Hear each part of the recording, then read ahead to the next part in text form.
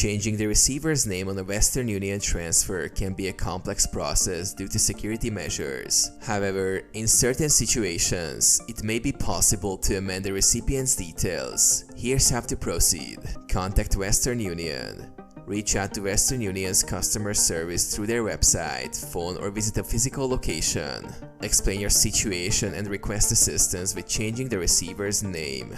Provide transaction details. Prepare all relevant information related to the original money transfer, including the sender's name, receiver's name, transaction reference number, and the amount sent. Verify identity. Western Union will require you to verify your identity as the sender before proceeding with any changes.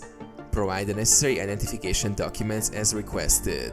Explain reason for change. Clearly explain why you need to change the receiver's name. Valid reasons may include misspelling, incorrect name, or if the intended recipient is unavailable. Follow instructions.